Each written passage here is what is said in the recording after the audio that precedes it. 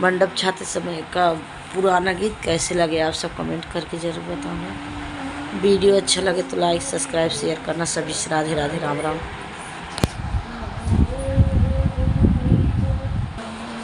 बसवा कटावई चले राजा दशरथ, अंगूरी में गड़ी गई खपी, अंगूरी बेदनिया माराई राजा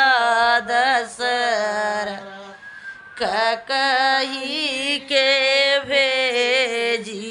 भोला, अंगूरी बेदनिया माराई राजा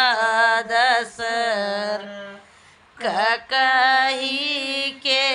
भेजी भोला, आवई रानी कही पलंग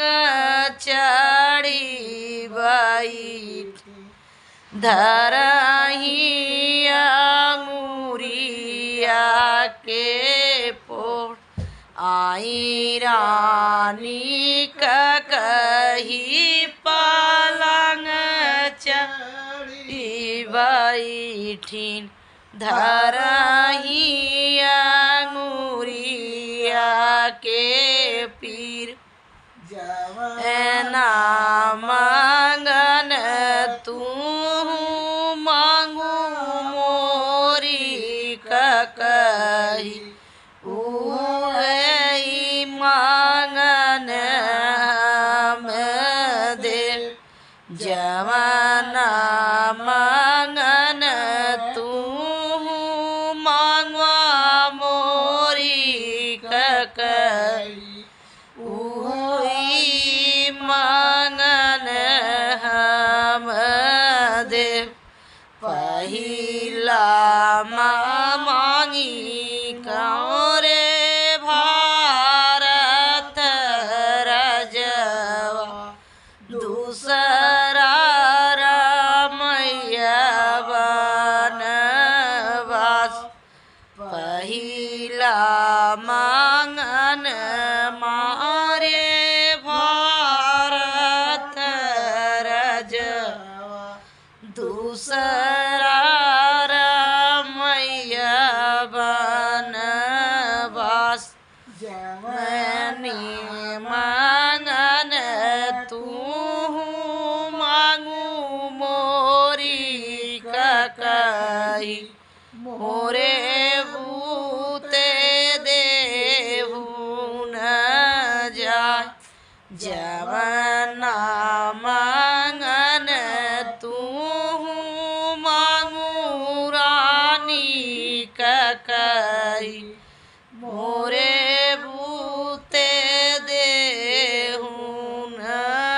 जाय, तो कहा मोई तू मोरी कही, अगन आहे रियलाहू जाय, तब तो कहा तो मांगा मोरी कही, अब कैसे दिहलाऊ न जाय, जवना मांगन तू